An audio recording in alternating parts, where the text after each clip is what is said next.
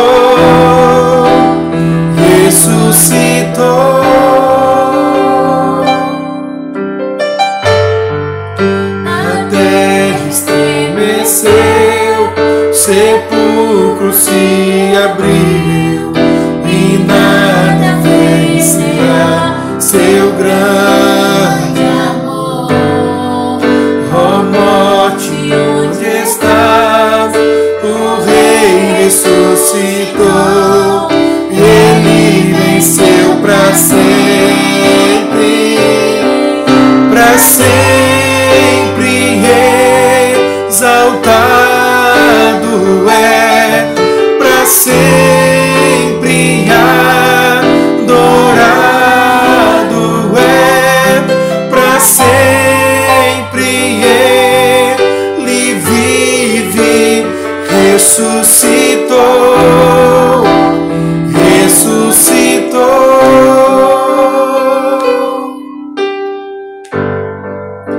Cantamos aleluia, cantamos aleluia, cantamos aleluia, o Cordeiro venceu. Cantamos aleluia, cantamos aleluia, cantamos aleluia, o Cordeiro venceu.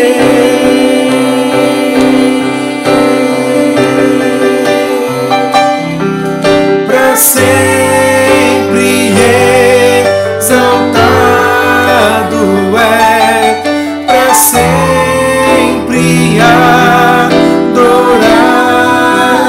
é, para sempre ele vive, ressuscitou, ressuscitou.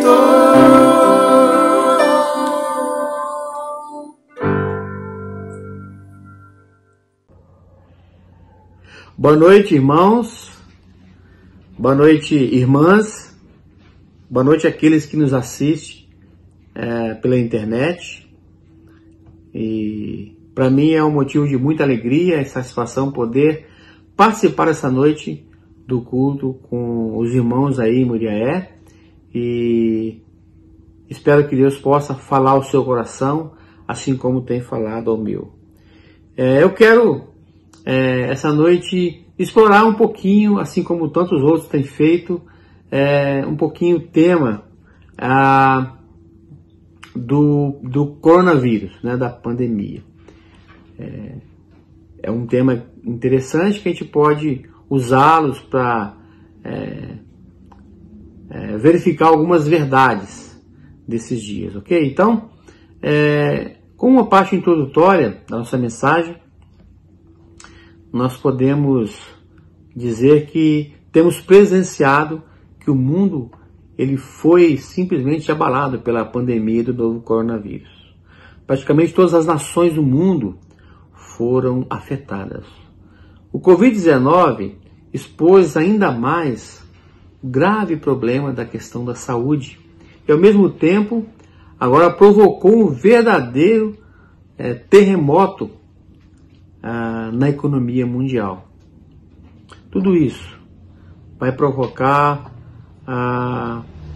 um desdobramento tremendo para as nações. Vai gerar, assim como já tem gerado, milhares de desempregados e até mesmo a convulsão social. Eu trabalho numa indústria de pouco mais de 1.000 funcionários, uma indústria de fabricação de cintos de segurança para veículo, e ao final do isolamento social que a empresa aderiu agora de março para abril, né, naquela semana de retorno às atividades, 230 a 250 pessoas foram demitidas. Então, todos nós estamos perplexos, né, estamos aflitos, o mundo inteiro passa por isso, né? São milhares de vidas sendo ceifadas no mundo inteiro.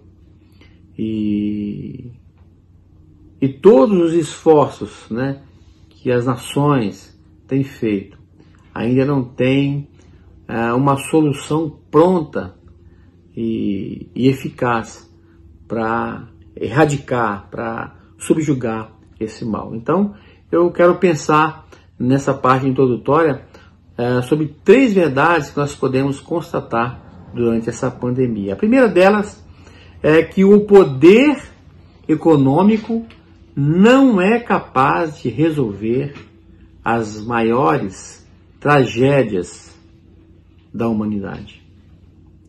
Das nações atingidas pela pandemia, estão incluídas ali aquelas mais ricas do mundo, como, por exemplo, os Estados Unidos. Essas nações, elas têm um orçamento robusto, vigoroso, e tem gasto uma soma astronômica importante para socorrer o povo e também investir na questão de vacinas e pesquisa para combater esse mal. Então, são investimentos realmente que as nações têm, o Brasil também tem feito a sua parte, né? Mas a gente percebe como que a economia é fragilizada e aos poucos acaba gerando até mesmo problema entre os que governam o nosso país, né? Então, vidas estão sendo ceifadas, vidas estão morrendo, necessitando daquilo que é gratuito e nada custa ao homem: o ar para encher os seus pulmões. Então o dinheiro, o maior valor que ele tenha, por exemplo, o dólar, né, ainda não tem a solução, não é capaz de sanar todos os males que afligem a humanidade. E segunda verdade é que o poder científico também não é capaz de curar todas as doenças que afligem a humanidade. Nós vivemos talvez o período de maior fascínio da história, onde a ciência tem se multiplicado.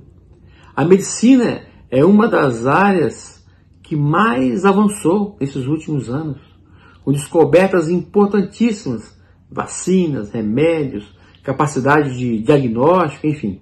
Cientistas de grande nome, de competência, têm trazido novas técnicas de tratamento que dá ao homem uma maior expectativa de vida e uma melhor qualidade de vida também. Porém, apesar desses avanços, a ciência também não é capaz de lançar uma luz forte para todos os becos dessa pandemia, que colocou as nações simplesmente curvadas. Então, o poder da ciência ainda não tem uma resposta rápida e eficaz para o enfrentamento dessa crise. Em terceiro lugar, é que o poder político também não é capaz de administrar com eficiência essa pandemia que assola as nações. As lideranças mundiais mais influentes, presidentes, ministros, chefes de Estado, enfim, apesar de reunirem seus esforços, né,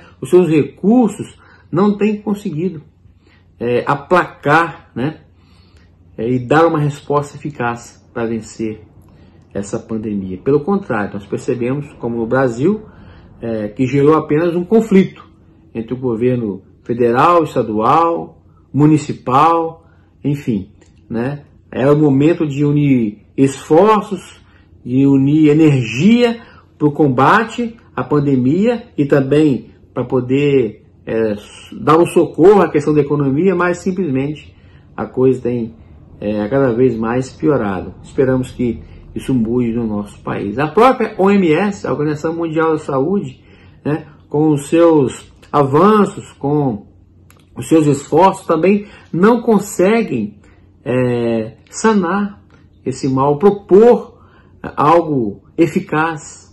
Pelo contrário, acabou sendo desacreditada por desencontro de informações, por uma série de políticas que está por trás de tudo isso. Então, da mesma forma que o dinheiro, a ciência são importantes, o poder político também é. Porém, nós percebemos que nessa pandemia todos têm avançado um pouco, mas não têm dado resposta, uma solução. E esse coronavírus, essa questão da pandemia, ela afeta fisicamente, emocionalmente e espiritualmente as pessoas.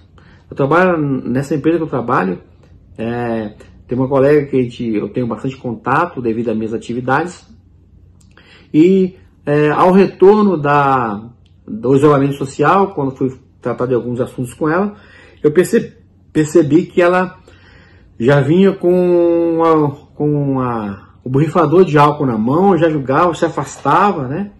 Em outros momentos eu percebi que a sala dela tem uma janela de vidro, então ela estava borrifando álcool na tela do computador, no teclado, debaixo da mesa, na bolsa, na mochila, enfim. Você percebia um certo preocupação e medo. E no momento eu falei com ela, fulano, eu percebo que você está apavorada diante dessa situação. O que está acontecendo? Ela falou, não, Maria, apenas estou fazendo a minha parte, tenho que higienizar, tenho que cuidar. E passados alguns dias, voltando a conversar com ela, de fato ela falou comigo, olha, Maria, eu quero confessar que eu tenho que trabalhar muito a minha mente, eu estou trabalhando demais a minha mente, eu estou apavorada, estou com muito medo de ser contaminada e passar para os meus pais morrerem. Então você percebe que as pessoas estão vivendo assim, na insegurança, no medo, porque não tem certeza de uma vida eterna, porque não tem a segurança de uma salvação para essa situação da pandemia, e muito mais, não tem segurança para a salvação eterna.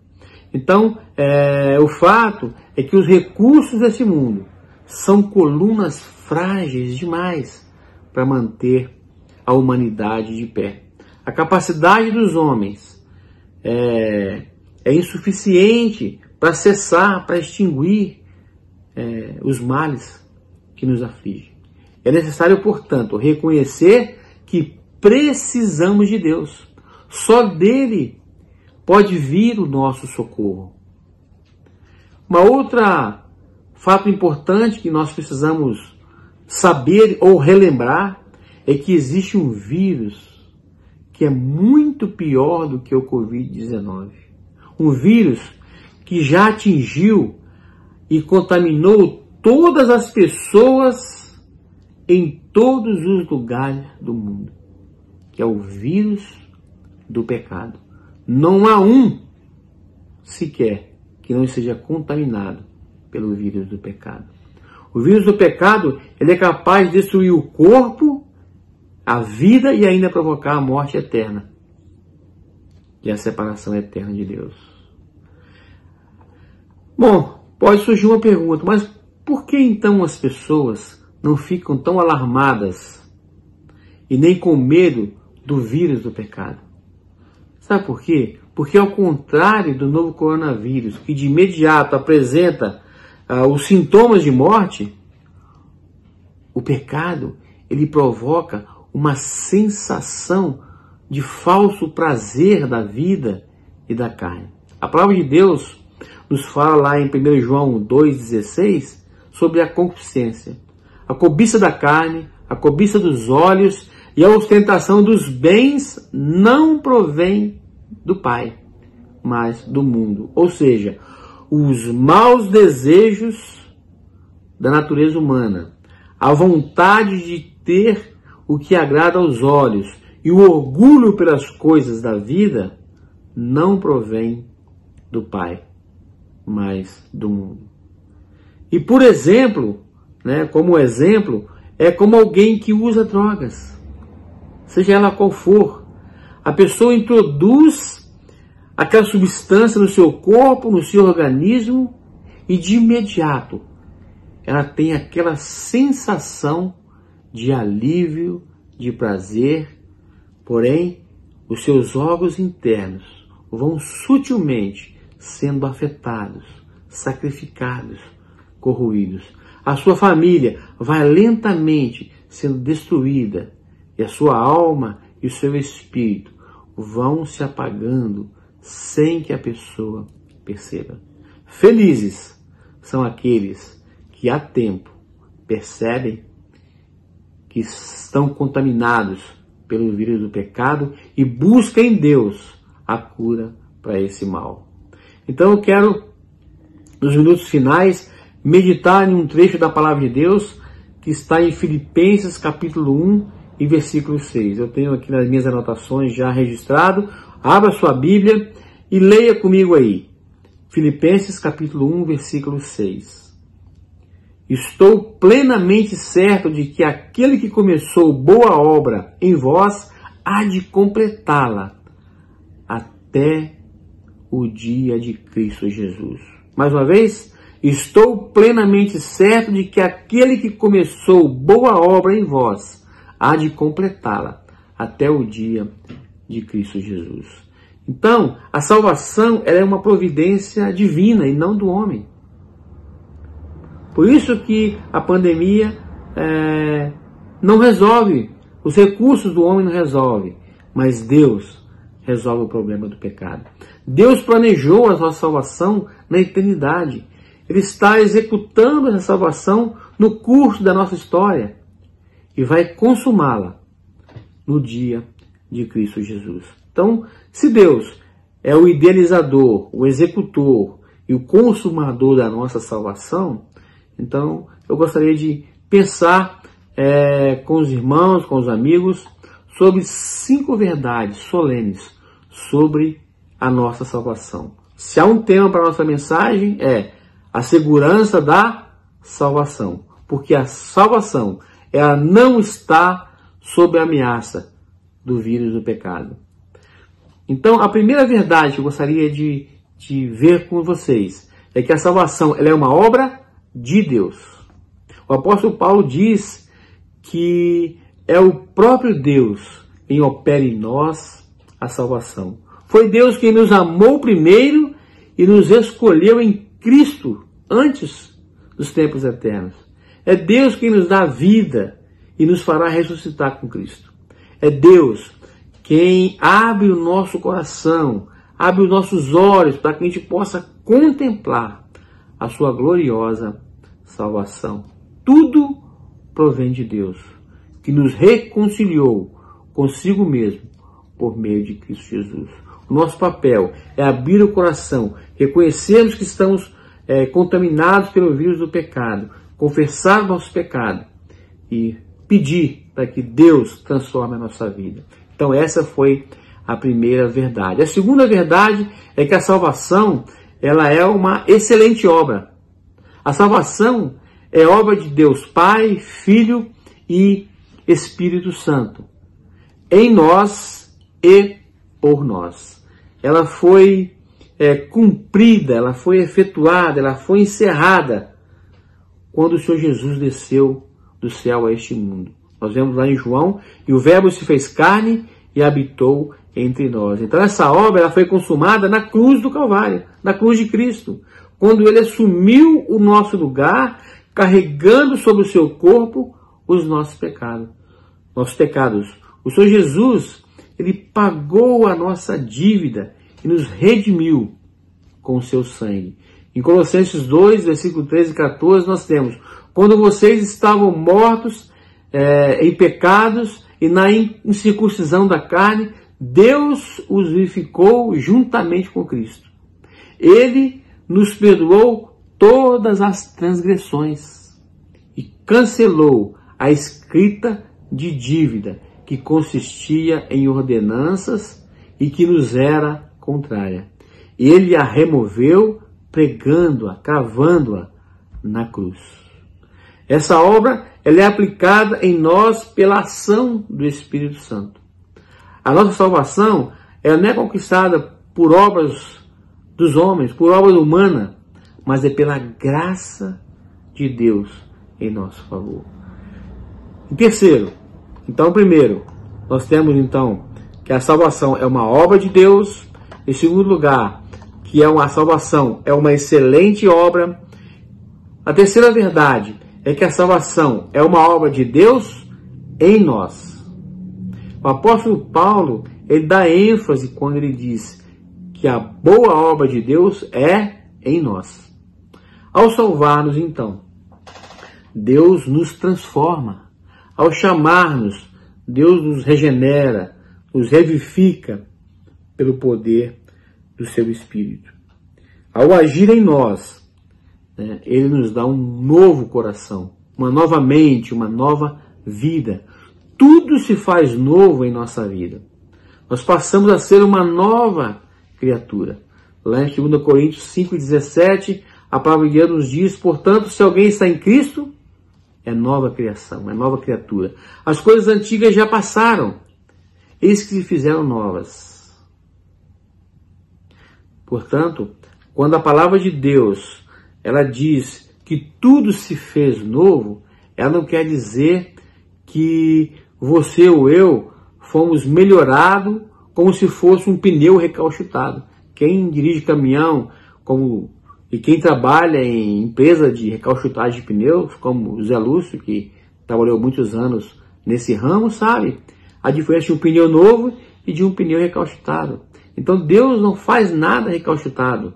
Pelo contrário, né? Isso quer dizer que você e eu, posicionalmente, somos uma nova criatura. Né? Que já há agora uma nova realidade de vida a nosso respeito. Mas nós precisamos lembrar e reconhecer que estávamos mortos, que estamos mortos em nossos delitos e pecados. Mas em Cristo nós vamos ressuscitar. Éramos escravos da carne, do mundo, do diabo, mas agora somos livres. Você pode ser livre. Éramos filhos da ira e agora somos filhos amados de Deus, membros da família de Deus, vivendo em novidade de vida. Então essa é a terceira verdade da salvação. A salvação é uma obra de Deus em nós. A quarta verdade é que a salvação, ela não é uma obra inacabada. Ela é uma obra que tem começo e fim.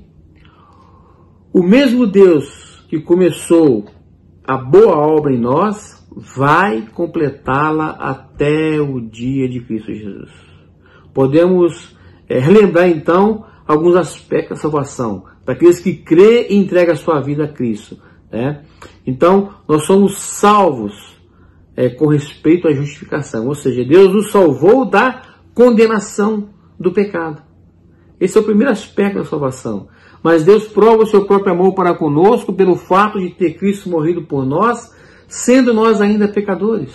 Logo, muito mais agora, sendo justificados pelo seu sangue, seremos por ele salvos da ira. Romanos 5, 8 e 9. Mas tem um aspecto também presente.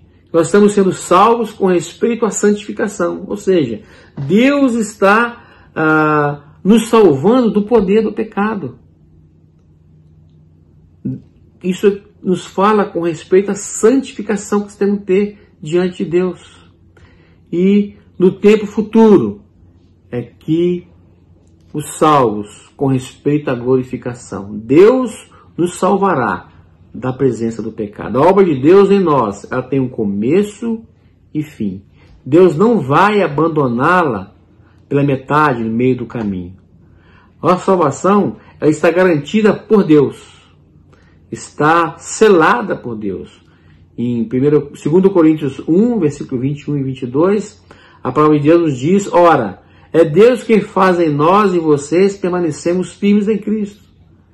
E nos ungiu, nos selou como sua propriedade e pôs o seu Espírito em nossos corações como garantia do que está por vir. Então, a salvação é uma obra acabada. Ela não é uma obra inacabada. Em quinto e último lugar, que a salvação é uma obra segura. Nós precisamos de segurança nesses dias, não é isso? Então a segurança da salvação, ela é total. O plano de Deus não pode ser frustrado. Deus não faz um rascunho dos seus planos, dos seus projetos. O que ele planejou, ele executa conforme o seu conselho, conforme a sua soberana vontade. Então o que ele começou em nós, ele vai completar até a segunda vinda de Cristo, quando nós estaremos com ele para sempre. Então, por essa razão, Paulo começou esse texto, esse versículo, dando uma ênfase. Estou plenamente certo. Então, não há espaço para dúvidas. Não há margem para erro. E esses dias que nós temos vivido, nós temos visto uma verdadeira tempestade. Nós temos visto vidas naufragando, com medo, perdendo a sua própria vida. Mas em Deus, a nossa salvação, ela é garantida, ela é certa, ela é segura. Eu quero finalizar então com essa ilustração de que se você está preocupado, se você está naufragando nesse mar de pandemia, no mar de pecados que você deve reconhecer, eu quero finalizar com essa ilustração. Certo jovem marinheiro, ele teve que subir ao mastro do navio durante uma tempestade. E as ondas eram violentas, levavam o barco às alturas e de repente jogava aquele barco, aquele navio para baixo, afundando nas águas do abismo, e aquele jovem marujo começou a ficar com vertigem, com medo, começou já a ficar sem forças para segurar aquele mastro, quando de repente ele ouviu um grito do capitão. O capitão gritava assim: moço, moço, olha para cima, olha para cima. E de maneira decidida, aquele jovem marinheiro desviou o seu olhar das ondas que ameaçavam e olhou para cima. Esse olhar para o céu foi decisivo para salvá-lo e para que ele pudesse cumprir com a sua tarefa. Então, nesses dias difíceis, nós estamos passando em total insegurança, onde os horrores de morte nos assolam, né? Vertigens, medo, Deus te oferece uma salvação completa, verdadeira e segura, que nada pode abalar. É necessário, portanto, que você reconheça que precisa de Deus. Só dele pode vir o seu socorro. Então entregue a sua vida ao Senhor Jesus e você viverá. Qual será a sua decisão essa noite? Você vai continuar vivendo enganado com aquela sensação de alívio e prazer do vírus do pecado, na insegurança, na incerteza, ou vai receber o Senhor Jesus como seu único, verdadeiro e suficiente Salvador e obter a segurança da salvação? Espero que você seja sábio em decidir e tome a decisão pela segunda opção. Decida por Deus. Que Deus nos abençoe, te ajude a compreender e a entregar a sua vida a Ele. Agradeço a oportunidade. Muito obrigado a todos. Muito bem, irmãos, chegamos ao término deste momento, onde nós podemos ouvir a palavra do Senhor. Creio que muitas vidas foram edificadas e o Senhor Deus se encontra satisfeito, creio eu, porque a igreja do Senhor está se reunindo e lendo e estudando a palavra de Deus e aprendendo. E quero agradecer a todos pelo tempo que passamos aqui e que nós possamos cada dia mais estar perseverando na sã doutrina do Senhor, que o Senhor Jesus deixou para nós, e que juntos possamos caminhar até aquele grande dia onde o Senhor Jesus irá voltar e buscar a amada igreja. Vamos fazer uma oração. Senhor Deus, muito obrigado, Pai, por este momento que passamos aqui. Quero, neste momento, mais uma vez agradecer ao Senhor por estarmos aqui e pedir ao Senhor que seja conosco, continue nos guardando, nos abençoando e que o Senhor possa, Pai, neste momento, estar tocando nos corações, principalmente, Deus, daqueles que estão desanimados, cansados, talvez por esses motivos, Pai, de pandemia que está sobre a face da terra. Muitos têm se distanciado do Senhor, Pai, mas pedimos ao Senhor, através do Teu Santo Espírito, que possa vir de encontro a essas almas e que nenhum se perca, meu Deus, que todos sejam salvos através do Teu único Filho Jesus, que vive e reina para todos sempre. Amém. Uma boa noite a todos. Muito obrigado.